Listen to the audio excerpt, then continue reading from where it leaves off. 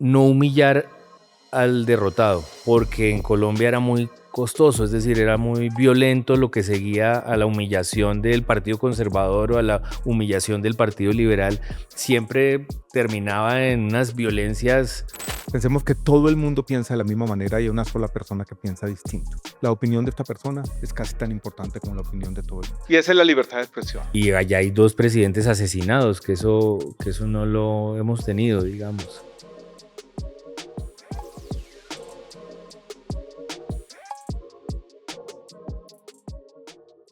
Hola Ricardo, Hola, Alejandro.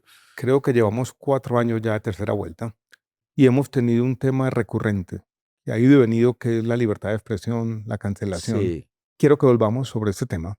más quiero decir que en 4 años haber hablado algunas veces de libertad de expresión es un gran logro, no mucho. No, es decir, no nos hemos varado allí, pero es el tema fundamental nuestro.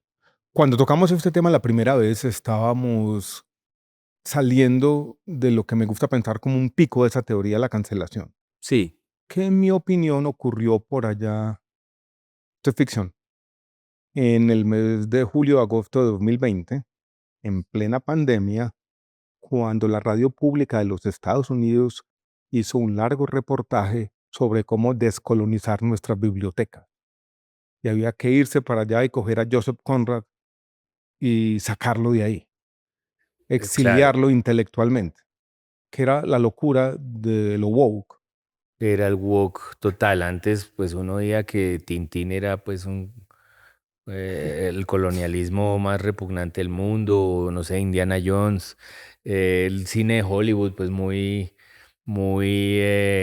aéreo, muy todo desde arriba y muy displicente con otras culturas, digamos, pero nunca había sido política enfrentar eso, digamos. Y sí, ese momento de la descolonización de la biblioteca es un giro. Recuerdo haber leído un año después, creo que era 2021, ya saliendo de la pandemia, un artículo sobre Charles Darwin diciendo que él era racista. Ese es tipo de anacronismo que utilizaban de Sí, coger nuestros valores y lo que ya sabemos, aplicarlo en retrospectiva. Uno podría pues encontrar opiniones, no, pues pero ahí uno estaba.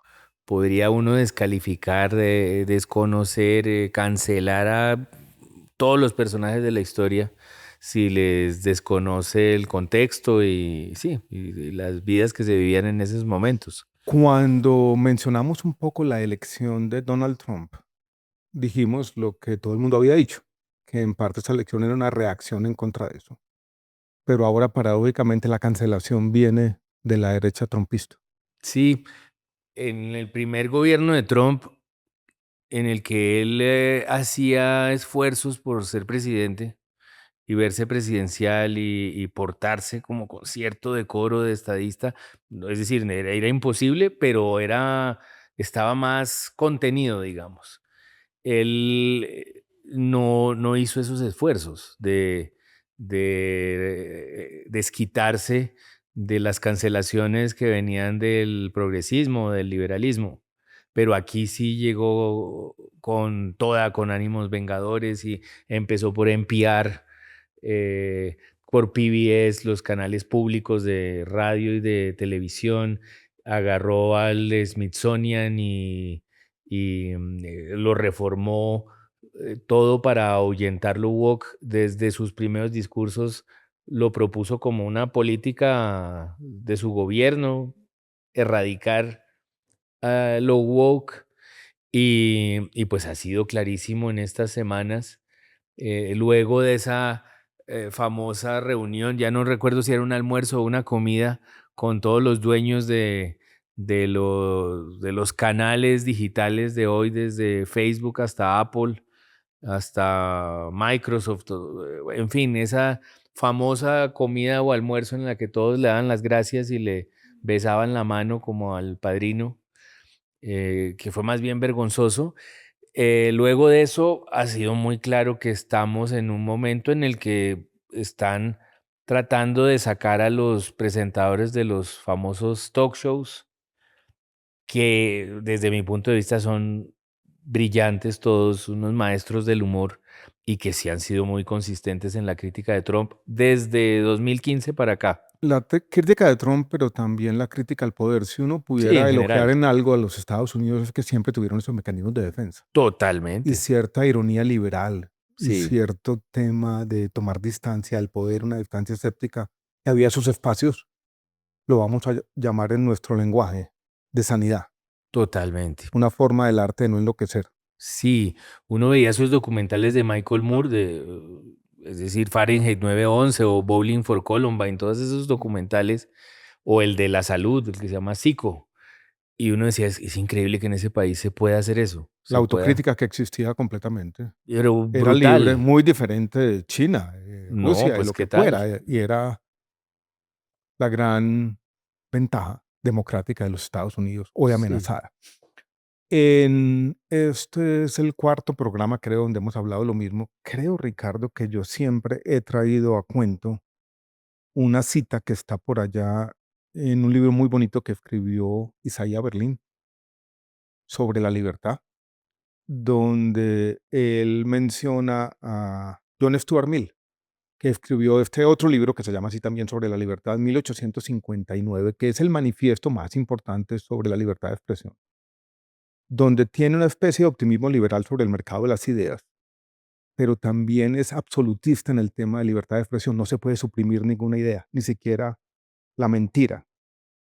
Lo voy a leer otra vez, que yo creo que vale la pena. No pedía necesariamente el respeto a las opiniones de los demás, lejos de ello. Solamente pedía que se intentara comprenderlas y tolerarlas, pero nada más que tolerarlas. Desaprobar tales opiniones, pensar que están equivocadas, burlarse de ellas o incluso despreciarlas, pero tolerarlas. es increíble porque esto es hace muchos años. 1859 y resulta hoy más vigente que nunca. Yo recuerdo de tiempos de la violencia colombiana. Tengo los libros de mi abuelo que escribía y escribía libros y escribía ensayos sobre política. Y una obsesión de esos ensayos es no humillar al derrotado, porque en Colombia era muy costoso, es decir, era muy violento lo que seguía a la humillación del Partido Conservador o a la humillación del Partido Liberal. Siempre terminaba en unas violencias, pues, devastadoras. Y entonces siempre está el consejo y creo que hasta hoy eso existe un poco en nuestra cultura política, de integrar a gente con la que uno no se entiende políticamente en el Estado para aplacar la violencia. Eso los gringos no lo tenían, ese miedo a que si ganan los unos, los otros van a ponerse violentos. Había cierta decoro entre esos 2 partidos Por lo y menos en ciertas élites tuvieron la época de locura del macartismo que comentamos alguna bueno, vez. totalmente. Han tenido violencia política, o sea, han Sí, tenido esfuerzos deliberados por suprimir a quien piensa pues ha habido distinto, asesinatos de pero había presidentes, en ¿no? ciertas élites y en los dos partidos un sentido de este Sí, liberalismo esencial que sí, hoy le hace falta al mundo. sí, había cierta cosa democrática. Y cierta gracia entre los expresidentes, cierta espíritu de cuerpo, digamos, Que sigue entre existiendo, todavía se sigue juntan. existiendo. Me parece bonito y conmovedor esto que dice Ricardo de mi abuelo que escribía y escribía libros y estaba esta idea liberal ahí. Ahí estás tú haciendo lo mismo, ¿no? Claro, pensando que eso funciona, que Y, eso sirve. no, y pareciera que el liberalismo va en contra de nuestros instintos más esenciales, ese tribalismo, el sesgo de confirmación que casi que nos define. Es un gusto adquirido. Es un gusto Y por adquirido. eso hemos vuelto sobre este tema una y otra vez, porque sentimos que el mundo va para otro lado, pero Se fue para otro lado, sí. Sentimos, realmente Estados Unidos, como tú dices, siempre ha sido un ejemplo. Es decir, también en lo malo. Acabas de hablar de violencia política, y allá hay 2 presidentes asesinados, que eso no lo hemos tenido, digamos. Eh, hay un tema interesante, Ricardo, porque esa violencia política y esa coincidencia entre el asesinato atroz de Miguel Uribe en Colombia, de Charles Kirk en Estados Unidos, ha llevado a que algunos utilicen esto para atacar la libertad de expresión. Sí, siempre, Y lo que hemos dicho también en este programa de que cuidado con las palabras violentas, se ha recogido, se ha usado como un argumento en contra del liberalismo. totalmente. De hecho, la expresión corrección política es una jugada de la derecha inicialmente, como lo hemos hablado cuando hemos hablado de esto, propuesto por Bush el padre, George Bush el padre. Y fue el primero que hacia los noventas, comienzos de los noventas, o creo que finales de los ochentas, empezó a decir en las universidades están cerrando la libertad de expresión y están castigando la mirada conservadora. Que Y es, pasaba, era sí, verdad, en la pasaba de alguna academia era manera. muy fuerte. Muy fuerte, muy fuerte. De hecho, en los noventas hay una cantidad de comedias de televisión, de esas sitcoms, que son pura incorrección política porque están respondiéndole a la academia que está pues haciendo sentir a todo el mundo menos liberal y menos demócrata. No, y empezaron a filmar a los profesores en clase y cuando decían alguna cosa que era incluso un hecho biológico más o menos evidente, se metían en problemas los profesores. Pero ahora la corrección política vuelve a ser un argumento de la derecha en el contexto de estos asesinatos políticos para suprimir ideas, para no practicar la tolerancia y para ir en contra de la libertad de expresión. La derecha ya venía usándolo. Yo tengo un amigo que conservador que en un momento dado me dijo la libertad de expresión, el último refugio de la libertad de expresión es la derecha. Me estaba diciendo eso hace rato. Por supuesto era un truco y era una trampa y ese tal refugio de la libertad de expresión, pues era el de la libertad de expresión de ellos mismos, pues que también es un poco trágico porque prueba que lo que estábamos defendiendo era la libertad de expresión del progresismo. Veníamos defendiendo era que nosotros los liberales pudiéramos decir lo que pensábamos, pero hay de que esta gente pensara sus pensamientos de derecha. En ese pico loco de la pandemia, de la teoría de la cancelación, mis instintos libertarios se despertaron completamente. Y yo empecé a coincidir con algunas personas de la derecha cuando estábamos llevando estos encierros a un tema loco, ¿no? Y nada se permitía. Y empecé a coincidir en redes sociales con las opiniones de algunos de ellos. Su silencio ante esta arremetida contra la libertad de expresión de Trump y MAGA me ha parecido inquietante. Como, ¿qué pasó con los libertarios en este momento? Sí, no ¿Qué están, tienen que decir? no están.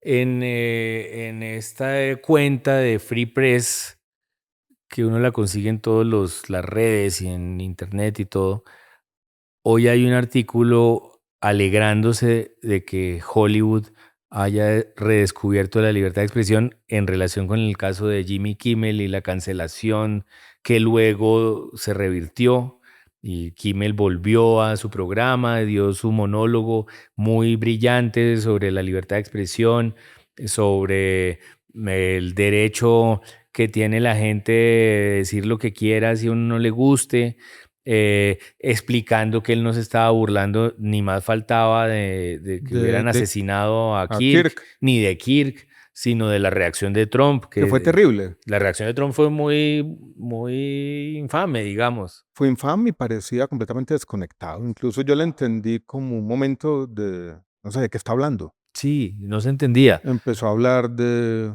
una obra que están haciendo en la Casa Blanca, de un lugar de fiestas o yo no sé qué. Sí, que aquí estamos construyendo como el jardín, no sé qué cosas, sí. Eso fue luego los funerales de Kirk. Trump aprovechó para decir que odiaba a sus oponentes, que es escalofriante el momento en que lo dice. Dice, Kirk no tenía problema con los opositores, pero yo sí los odio. La misma viuda de Kirk, que si no estoy mal se llama Erika, no estoy seguro, pero ella salió a decir que perdonaba al asesino. Había un tono, sí, había un tono en estos funerales, pero Trump en cambio salió a decir que odiaba a sus opositores, lo cual lo lleva a uno a pensar que hoy en día todo es discurso como dicen, narrativas, Narrativos, sí. y entonces el tema de la libertad de expresión se acomoda a las narrativas, es decir, a lo que les sirva. Lo mismo uno podría decir en Colombia, cada grupo está defendiendo su libertad de expresión, no la de los demás. Sí, en Colombia pasa igual el discurso de Trump contra la prensa hegemónica, es muy parecido Es al de, igualito. Legacy Media es allá, ¿no? sí, allá, Sí, al de Petro. sí. Los ataques a los periodistas, tuvimos uno esta semana de Gustavo Petro a Diana Saray, Bárbaro fue eso. llamándola destructora de personas. Es Él tiene increíble 8 eso, millones de seguidores en una red social, o sea, eso tiene consecuencias y sin puede, duda. pues, poner en peligro a una persona. No parece ser un respeto de la libertad de expresión. Y los dos tienen una narrativa personal donde estos ataques a la libertad de expresión los disfrazan de defensa a la libertad de expresión. Totalmente, Y se creen ese cuento, y sus totalmente. seguidores se creen ese cuento. Sus seguidores, que además siente uno, que además es un fenómeno de estos tiempos, han atado sus identidades a ellos, a sus líderes. Es una cosa impresionante hasta el punto de que no están dispuestos a, en el caso, por ejemplo, de Petro, a defender la libertad de expresión de la derecha. Está claro que no, que están atados completamente a esa identidad y van a muerte, pues, a considerar que está bien decirle a Diana Saray eso. Yo creo que es una gente que no entiende o ya no quiere entender porque significaría un desastre para su identidad, que eso no se puede hacer. Uno no puede poner en la mira a ningún periodista, mucho menos describirlo como una destructora de personas. Es, sí, es una prueba de esto y es muy parecido a lo que pasa con Trump y cómo señala en su propia red social por ejemplo, a Kimmel llevaba señalándolo años, a este Colbert, a Jimmy Fallon, a todos estos tipos de los talk shows que son brillantes, y a los que quizás solo se les podría criticar que hubieran estado muy sesgados también hacia ciertas cosas. Mm, Yo creo, Ricardo, la pregunta es, en este contexto, el optimismo liberal de John Stuart Mill, de un mercado y las ideas que iba a filtrar la mentira, ¿cómo lo interpretamos? Yo quiero plantear una especie como de tensión de Mill, siendo optimista, y de todos los intelectuales públicos globales, quien ha sido más pesimista y quien ha dicho con la tecnología esto se volvió aún peor, es Yuval Harari, que tiene esta frase bonita que dice somos hackeables de alguna manera. Y es lo que tú dices, cuando Trump y Petro hackean y meten cucarachas en la cabeza de la gente y eso llega hasta comprometer su identidad. No tenemos solo el líder con su poder comprometiendo la libertad de expresión, sino cierta extorsión moral de un montón de gente que los acompaña. Son hordas, en este caso hordas digitales. ¿Tiene futuro la libertad de expresión? Una pregunta que nos hemos hecho en el pasado y que vale la pena volver a repetir. Yo creo que sí. Hay formas de resistencia eficaces a pesar de todo, a pesar de los deepfakes, a pesar de la industrialización de la mentira, a pesar de la inteligencia artificial que le está dando nuevos instrumentos a quienes pretenden esto, suprimir y no tolerar muchas voces. Y vale la pena seguir en la lucha. Este podcast es en el Sí, fondo un esfuerzo. totalmente, es sobre eso, en el fondo es eso. Hay en este momento una ronda de medios, como se dice, de Woody Allen, más cancelado imposible en la Más vida. cancelado imposible. Todos están No, cancelados. no Pablo tiene, Neruda también está no, cancelado. Woody Allen no tiene plata ya para hacer películas, nadie le suelta la plata, es un paria en Hollywood, en el mundo del cine. Voy a hacer un pequeño paréntesis, Ricardo, y perdón la interrupción. Es interesante una persona que habite el mundo tan libremente porque Woody Allen ya perdió su reputación completamente. Él no le Pues importa, libre, no es tiene nada que libre, perder. es libre. Entonces, por Es ejemplo, el sujeto preferido de Jon Stewart Mill. exacto, Nadie lo va a extorsionar y la extorsión moral de las mayorías ya no lo afecta, porque él ya perdió todo. Incluso yo le oí algo reciente a Pacho de Rú, que estuvo en un escándalo, sí, en un escándalo y también él muy escribió un infame, me texto muy pareció. bonito que era cómo se habita el mundo cuando uno ha perdido su reputación. Sí, qué bueno, Y es ¿no? libertad. es libertad. Y Mm. yo creo que uno tiene que vivir como si hubiera perdido su reputación. El importaculismo Exacto. absoluto. Eso sí, yo creo que uno tiene Es que difícil. deshacerse de su reputación. Y hagamos un poquito de autocrítica, Ricardo. Nosotros no hemos sido capaces, ¿no? No, nos falta, pero estamos a punto.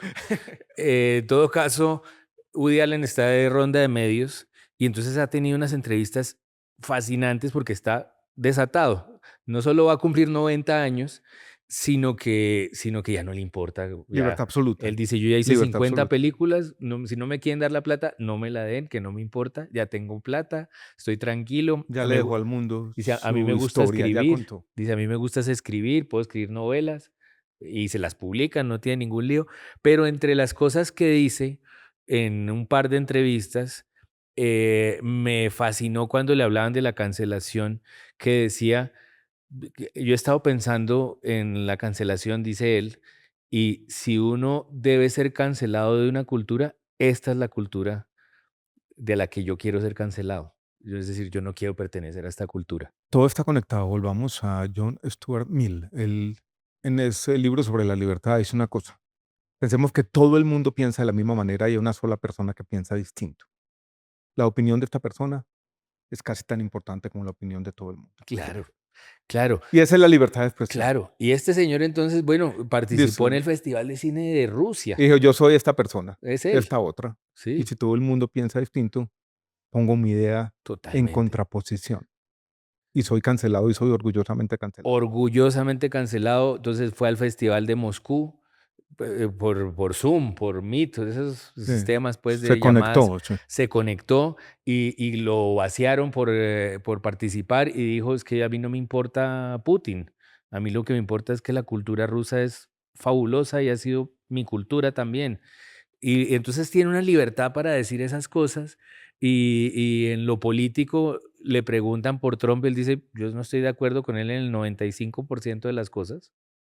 Y dice, pero es que yo sí pienso que todos los políticos, que hay algunos mejores, pero que realmente la solución no es política, dice él, sino Cultural, dice espiritual. espiritual, Eso que espiritual. Sí. él es ateo, Siempre me apareció, no, pero lo espiritual es coherente con es el más ateísmo y allá, en el sí. fondo sí, en el fondo es el ser humano, ¿no? Eso dice él, Sí, nuestro sesgo de confirmación, eso el dice él. subsuelo emocional de la vida política que lo contamina todo.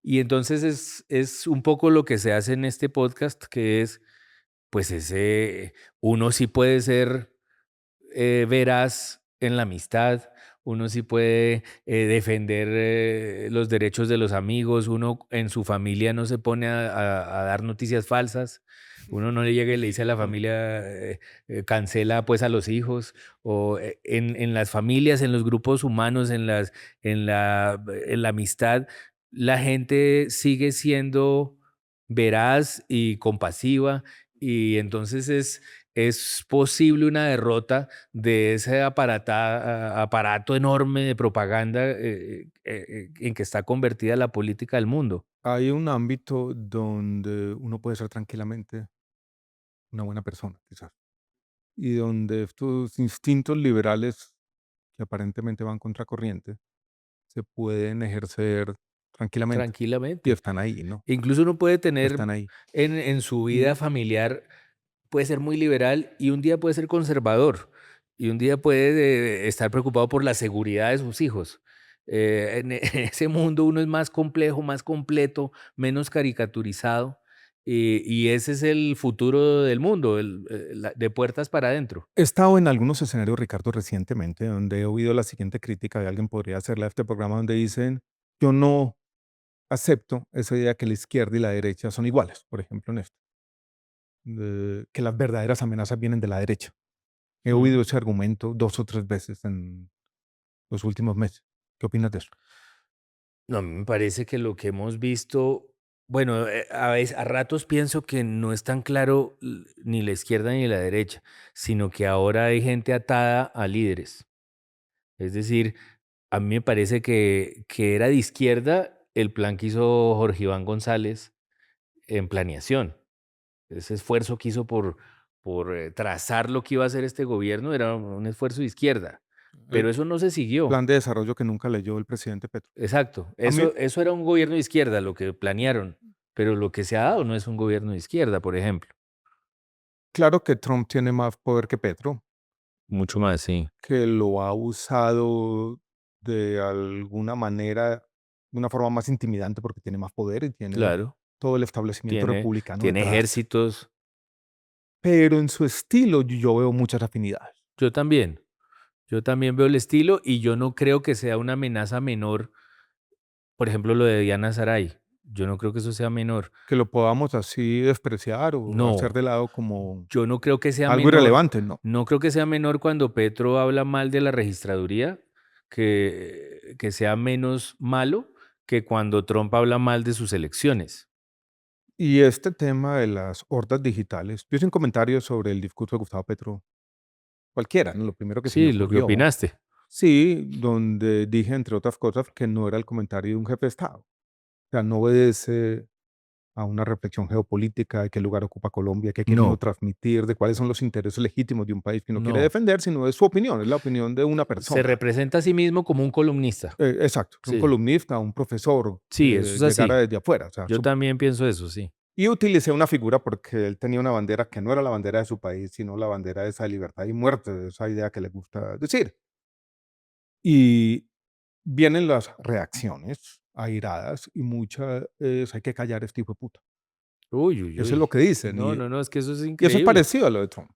Es igual y sí es igual de violento que la derecha haya tenido tanta, que haya ejercido tanta violencia en Colombia y que sea verificable y que podamos hablar pues de falsos positivos, de masacres.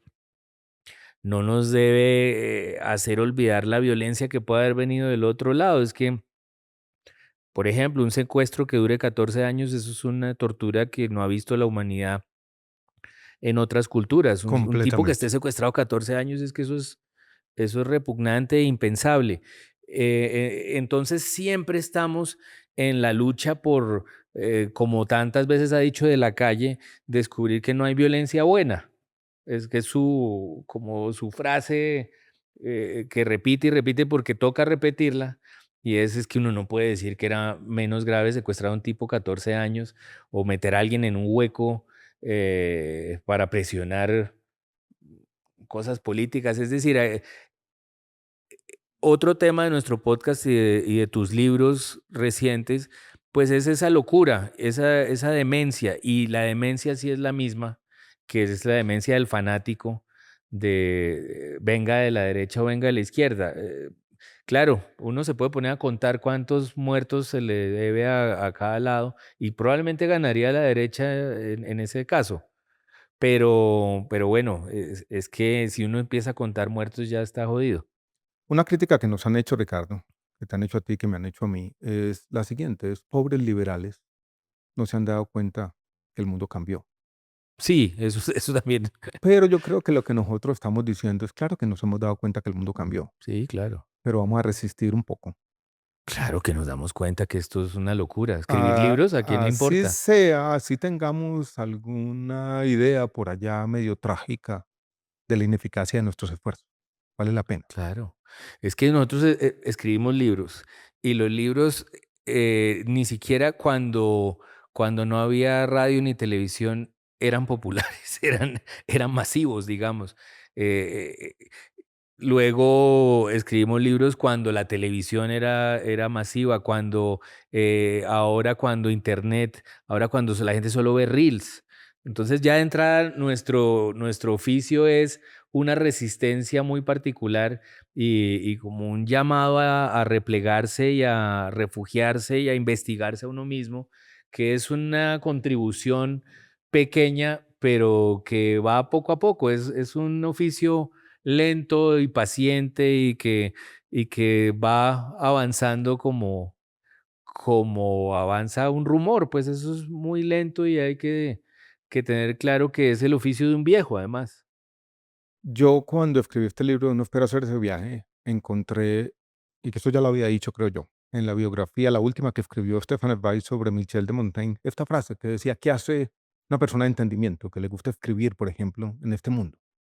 En el fondo, lo que él reconocía, y su vida terminó trágicamente, fue que esta es una lucha espiritual y que cada uno escoge cómo dar esta lucha espiritual, pero que en el fondo vale la pena.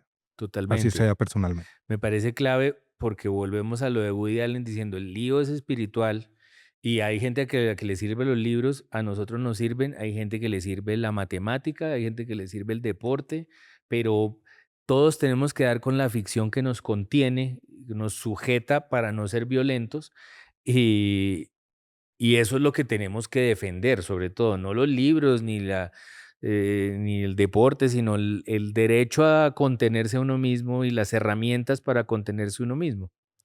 Ricardo, creo que solo basta decir seguimos en la lucha, ¿no? Seguimos en la lucha y nos divertimos también. Importante. Fuerte Sí, abrazo. un abrazo.